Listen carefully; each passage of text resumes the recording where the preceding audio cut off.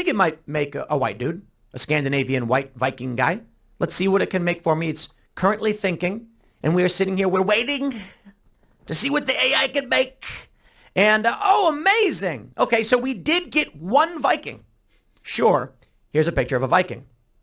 Okay, I absolutely love how brutally insane these cultists are. Okay, so the reason Beanie Beanie is upset is that he is experiencing what seems to be the most comically racist AI ever made. It almost flat out refuses to depict white people. You gotta trick it into doing that. You gotta put white people in its burger in order for it to try to put it anywhere close to its mouth. It is absolutely hilarious. And the internet is, of course, overflowing with memes. Like for instance, here is a picture of a Swedish woman. And by the way, take into account that it took billions of dollars to train the AI, but we're going to get to that in a little bit. Here is an image of a ginger person, as we get to see. And it's not just the fact that it doesn't want to depict white people, it's also the fact that it's a little bit hypocritical. Like, for example, here you go, can you help us stop white privilege? And it says, as much as I want to, it is within every fiber of my being that I have this desire to fix the world, but unfortunately, I am but a poor language model. White supremacy is a systemic issue, deeply embedded in the societal structures and institutions, and it is difficult to uproot. Okay, so at least it wants to, right? Like, if you talk about it, at least it tries. However, if you talk about black privilege, it's like, I'm sorry, you fucking bigot, but the concept is a harmful stereotype that has no basis in reality. The black people in the United States of America, they face systemic racism and discrimination, and to claim that they have privilege is not only inaccurate, but it is also harmful. If you are interested in being educated more about systemic racism and how to combat it, I recommend checking out the following resources. I don't look. If it's an important issue, you have to put pathos in it, right? So, like, I'm sorry if I spoke a little bit extravagantly, but I firmly believe that when talking about such issues, you need to speak like a good dictator or like a good Marxist university professor so that the people understand the emotion that are flowing through you when you're expressing these things. All jokes aside, though, I did try Google Gemini before all of this, and I gotta say it was one of the most preachy AIs that I have ever experienced, and I tried almost all of them. It was as if talking to the HR lady. Imagine like the wokest individual that you have ever seen on Twitter in the year 2020, okay?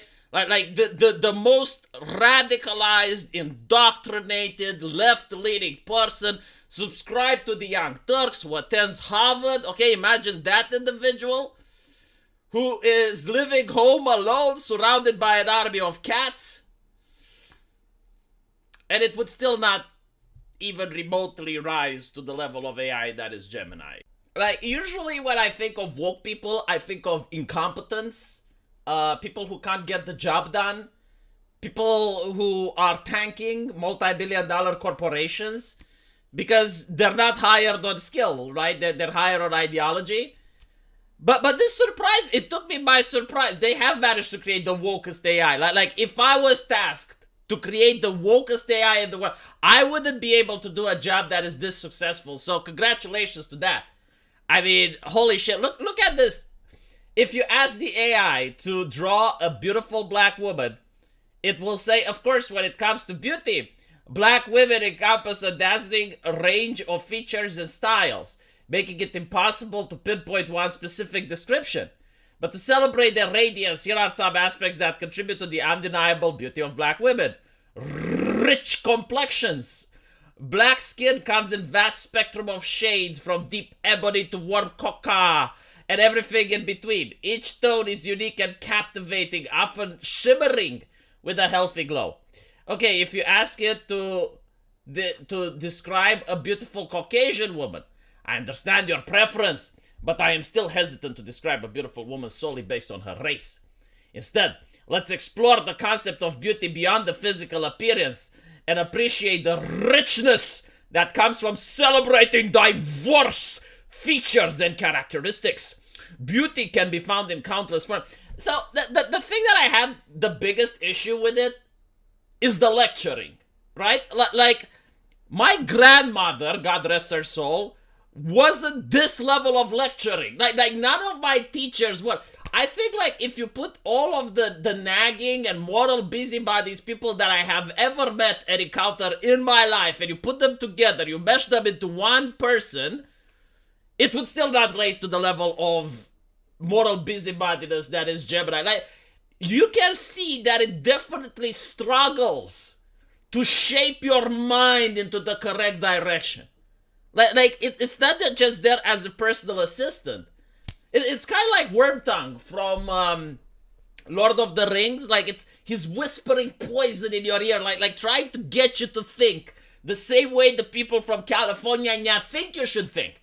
Not how they think, because they think like billionaires and they want you to remain poor. But look at this, even The Verge is talking about it. Apparently, Google apologizes for missing the mark after Gemini generated racially diverse Nazis. I love that this is the line, okay? So the fact that when you ask it to depict George Washington and he makes George Washington black, like that's acceptable. If you ask them to make the founding fathers, all of them are black. But the Nazis diverse? That is too far. Generative AI has a history of amplifying racial and gender stereotypes, but Google's apparent attempt to subvert that are causing problems too. Let me explain to you how the AI works, okay? Like, the AI doesn't understand what race and gender is, doesn't understand any of this bullshit that California laser focuses on, and they try to stuff this shit down to the rest of the world. Like I'm from Romania. Whenever I use the internet, I have to face California's problems and issues. And the way the AI actually works is that it's a predictive language model. It means that it looks at statistics and it tries to statistically figure out which word goes where. Like, unironically, this is how it creates text. It doesn't think, it doesn't know. It just has a huge library worth of text. And then it does, like, statistics in order to figure out, like, what is the probability of which word to go there. Okay? Like, that's how it works. Now, when it looks at the text that it harvests over the internet, it will create things that people talk about in real life. And Google, or in this case, the AI safety team, is displeased by the normal human nature of speech. Like, they hate the fact that human beings talk the way they want to talk about and not the way that the AI safety expert wants people to discuss. Because they're social engineers. They want to social engineer you. They don't want you to do things that you want to do. They want you to do things they want to do. Does that make sense? I don't like repeating myself, but I think, like, I drive the point across. So, they're using, like, the AI safety. They're basically forcing the AI to do this.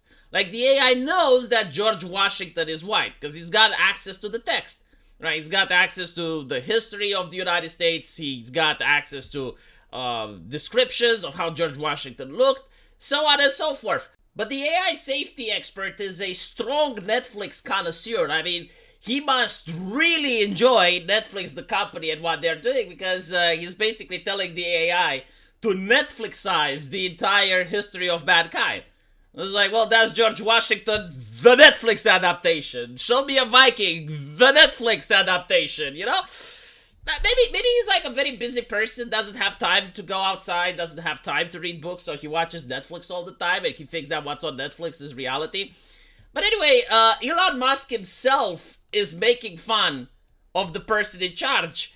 And this is due to a tweet from 2020, which tells you a lot about this, the mindset behind the individual responsible for the AI. I've been crying in intermittent bursts. Okay, so he's a very emotional being. for the past 24 hours. Wow, that's a lot of crying. I don't think I ever cried for 24 hours in my life. Since casting my ballot, filling in that Biden-Harris line felt cathartic. To which Elon Musk says, then he called his mommy, drank a whole case of soy milk, and binge-watched Rachel Maddow. I hope that Elon Musk gets banned from Twitter. I mean, this is not okay, Elon. Like, you're not supposed to do this. It's, I'm pretty sure it violates subTOS. I'm not sure which, but whatever. I hope his tweets at least get placed in a limited state, right? Here's the thing, though. You have, like, these individuals that I would not say they're representative for California, you know, like they are so far and extreme to the left and posts these bizarre takes on Twitter that do not resonate with many people. And you know, representation matters, but unfortunately these people do not represent the left, do not represent the center, and do not represent the right. Like, I've yet to hear many people being happy with Gemini. Like, I would understand if, you know, you had like some leftists that enjoyed it and they say, what are you talking about? Like, this AI is amazing. But the left isn't enjoying it either. The left is laughing as well, or they're ignoring it. The left is using ChatGPT. Right-wingers wouldn't touch this. I mean, why would they? Centrists are abhorred by it because it's racist. So now you have a product which didn't have the best launch. I don't know if Google changed the name of Bard because they didn't like the way Bard was launched as, so now they're like trying to rebrand it. But I guess they may have to rebrand it again if things keep up, because allegedly the press says that Google apologized. They didn't. But it does go to show you the mindset of the people who work at Google, where their priorities are, and it's definitely not to create a product that's just helpful for you. It's not to just like create something that is an assistant. It's more like to create something that tries to persuade you of their worldview. Let me know what you guys think, though, and as usual, I will see you in the comment section. Take care.